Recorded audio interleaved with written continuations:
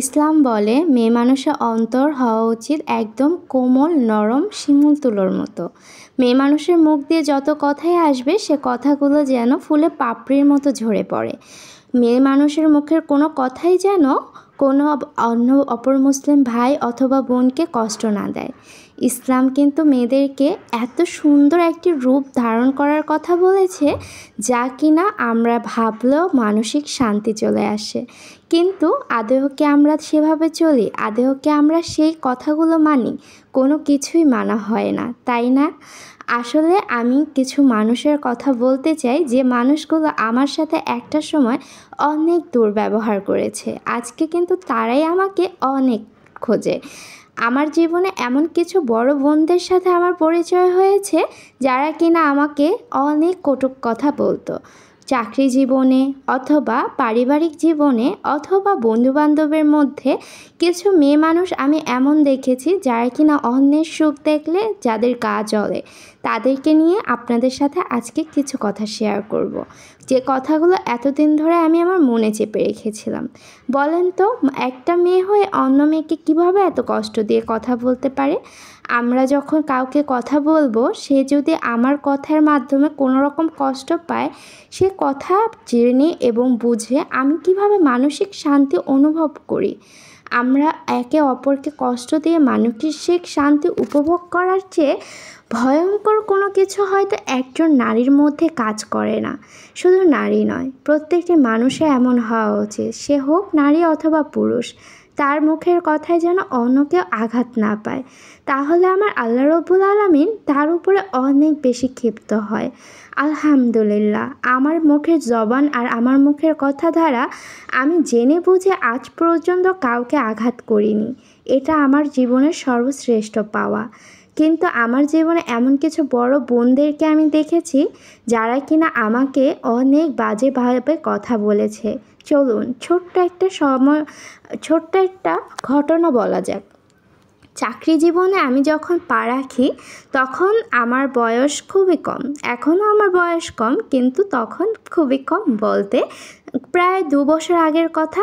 So এই সময়টায় আমি যখন চাকরি জীবনে পা রাখি, আমার বয়স অল্প হলেও আমি কিন্তু পেয়ে যাই অনেক বড় একটা পোস্ট, যেমন একটা hospital supervisor plus account manager. এটা কিন্তু হসপিটালের অনেক বড় একটি পোস্ট।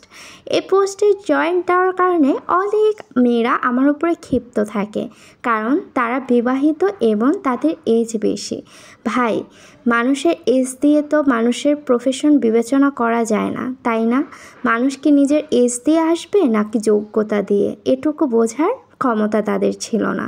কিন্তু কিছু কিছু মানুষ ছিল যাদের পোস্টও মোটামুটি ভালো ছিল। যেমন কেউ ছিল সদর হসপিটালেরও একজন সিস্টার, যারা কিনা পাশাপাশি প্রাইভেটে জব করে থাকে। তেমনই আমি যেহেতু একটি প্রাইভেট ক্লিনিকে জব করতাম, সেই কারণে তারা কেউ কেউ প্রাইভেট হসপিটালেও জব করতো। এই প্রাইভেট হসপিটালে যে এক বড় আপু জব করতো, আমি কিন্তু কখনো আমি শুধু একজন নার্সের কথা বলছি না, আমি এখানে বলছি প্রায়শই আমার অফিস কলিগ কিছু নারী রয়েছে তাদের কথা। আমার মাঝে মাঝে মনে হয়েছে বাইরের জগতে যদি পা না রাখতাম, আজকে এই মানুষগুলোকে চিনতাম না।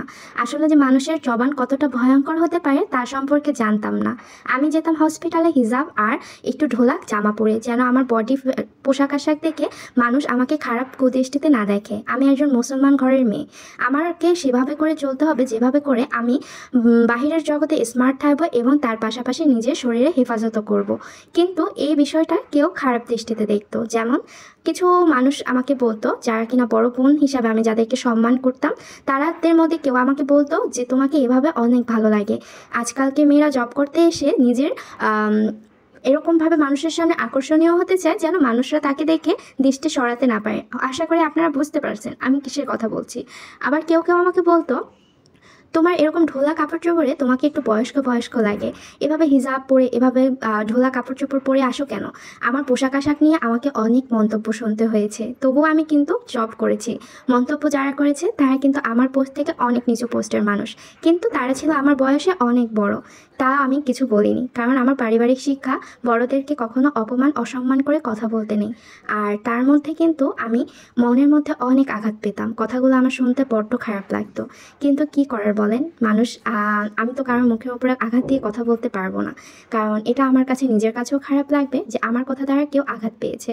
যাই হোক, এই কথা বাদ দিয়ে আমি কাজকর্ম আবারও করতে থাকি। হয়তো আজকে আমার সাজের নিয়ে কখনো মন্তব্য চলে, কখনো আমার পোশাক নিয়ে মন্তব্য চলে, কখনো একটার পর একটা। কখনো কখনো আমার অফিস কলিগরা মিলে বাইরে ডিনার করতে যেত, ফাস্টফুডে যেত, ঘোরাঘুরি করতে যেত। তারা একটা ডে সিলেক্ট করতো যে ডেতে সবাই মিলে অনেক মজা করবে, অনেক ঘোরাঘুরি করবে। কিন্তু ওই যে, আমি তো একজন কর্মজীবী মানুষ, আমার পোস্ট আর তাদের পোস্ট তো মিলবে না। আমি তো তাদের সাথে তাল মিলিয়ে যখন তখন অফিস থেকে বেরিয়ে যেতে পারবো না, অথবা কিছু সময় আর্থিক দিকটাও বিবেচনা করে যেতে হয়। আমি একটা রেস্টুরেন্টে যাব, আমার কিন্তু ওই অ্যাবিলিটিটা থাকতে হবে। এই বিষয়গুলো ভেবে আমি কখনো কখনো তাদেরকে ইগনোর করতাম, আমি তাদেরকে না বলতাম। ওই যে, মানুষের জবান অনেক ভয়ঙ্কর। কখনো কখনো তারা আমাকে খুব মন্তব্য করে বলতো যে, তোমার কি টাকার কোনো সমস্যা? টাকার সমস্যা হলে বলো, আমরা দিয়ে দিচ্ছি। অথচ তাদের স্যালারি আমার স্যালারি থেকে অনেক কম ছিল, কিন্তু তারা আমাকে যে সাহায্য করার কথা বলতো, এটা ছিল তাদের একটা মানে বলে না কিছু মানুষ যে সাহায্য করছে তার মধ্যে লুকিয়ে থাকে কিছু উপহাস করা কথা, সেরকমভাবে আমাকে হেল্প করতে চাইতো। তবুও আমি ব্যাপারটা বুঝেও ইগনোর করার চেষ্টা করতাম। আমি ভাবতাম এদের সাথে অযথা তর্কে না গিয়ে আমি নিজের মতো মন দিয়ে কাজ করি, আমি যে কাজে এসেছি সেই কাজটাই করার শ্রেয়। তার মধ্যে আবারও অন্য হসপিটালে গিয়ে জয়েন করার পরে সেখানেও আবার এরকম সিনিয়র কিছু আপুদের মোকাবেলা করতে হয়। আসলে আমি না ভাবি যে কর্মজীবনে এই সিনিয়র যারা থাকে তারা কি বোঝে না? মানে তারা তো আমার কর্মজীবনে সিনিয়র নয়, সিনিয়র ছিলাম আমি, কিন্তু আমি তাদেরকে সেই সম্মান, সে পোস্ট, সে ভালোবাসা এতটুকু দিতাম তারা যেন আমাকে নিজের ছোট বোন মনে করে, অথবা আমি তাদেরকে বড় বোনের স্থানে রাখি। কিন্তু জীবন থেকে একটা জিনিস শিক্ষা পেয়েছি, যার স্থান যেখানে আপনি তাকে সেখানেই রাখবেন। কখনো আপনি অপর উঁচু স্থানে থেকে নিচু স্থানের মানুষকে মাথায় তুলে রাখবেন না। তাহলে হয় কি, তারা আপনার এই মাথায় তোলাটাকে নিজেরা এত বেশি নিজেকে বড় মনে করতে শুরু করে যে আপনার মনে আঘাত দিয়ে কথা বলতেও দ্বিধাবোধ করে না। আমার জীবন থেকে পাওয়া শিক্ষা নিয়ে আজকের এই ভিডিওটা আমি তৈরি করলাম। আপনার কাছে কেমন লাগলো কথাগুলো? কথাগুলো আমার সাথে ঘটেছিল, কথাগুলো ছিল আমার জীবনের এক একটা দিনের কথা।